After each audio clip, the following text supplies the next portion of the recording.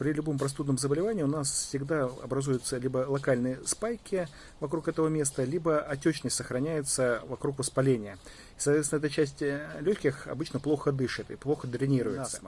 И врачи-педиатры старой школы рекомендуют больше быть на свежем воздухе, больше гулять для того, чтобы раздышать легкие. Рассказать, что можно сделать с маленькими детьми, чтобы помочь им после простудных заболеваний и раздышать легкие.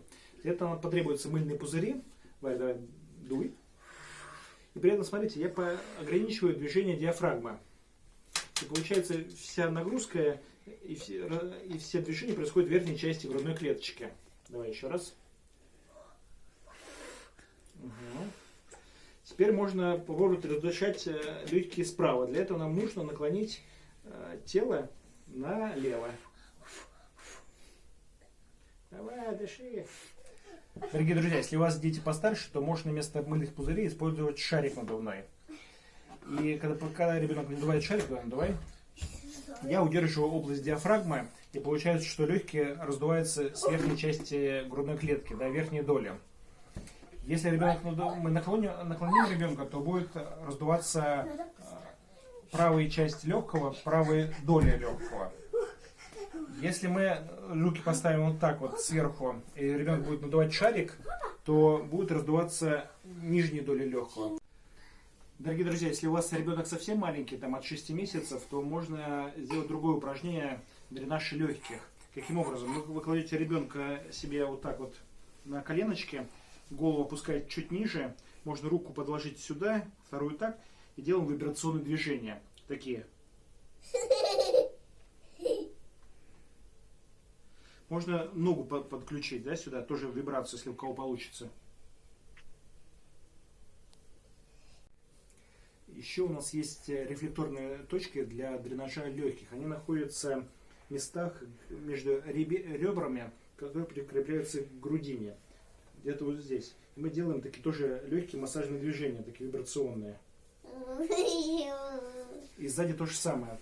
В местах, вот, где ребра, между ребер, такие промежуточки есть, ближе к позвоночнику. Их тоже можно так вставить, пальчики, и тоже такими движениями вибрационными постимулировать. Упражнение, которое можно использовать для профилактики и после бронхолегочных заболеваний. У нас часть легких сейчас не работает, поэтому основная идея их раздышать в следующем. Смотрите, мы ограничиваем подвижность какого участка легкого. Например, это в области диафрагмы и в верхней части живота. Мы сжимаем. Это во всех будет упражнениях. Теперь сами упражнения.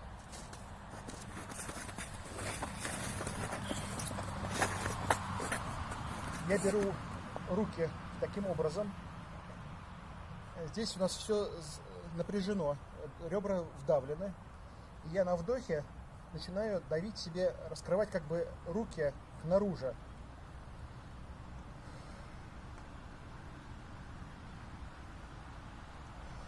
Таким образом у нас раскрываются задние отделы легких. Другое упражнение, похоже на это. Беру руки в замок под коленями. Тут опять-таки все напряжено, это все сдуто. И я начинаю дышать. И опять-таки поддавливаю коленями к наружу руки свои. И получается весь объем и все напряжение переходит в верхние отделы легких. Если вы чувствуете, что у вас какое-то легкое лучше открывается, другое хуже, можно сделать акцент. То есть я наклоняюсь немножко в сторону и больше давлю в левую руку. Соответственно, акцент у меня будет на левой части грудной клетки. Еще одно упражнение есть. Когда мы, если вы чувствуете где-то лучше справа, где-то слева, то мы берем опять-таки, ограничиваем, если мы хотим раздышать левую сторону, мы немножко наклоняем тело направо, рукой помогаем себе, ограничиваем еще движение диафрагмы и нижних отделов грудной клетки, а руку делаем таким образом.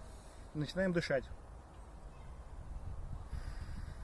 Так как здесь часть все зажата, то все основное движение будет в этой зоне легкого.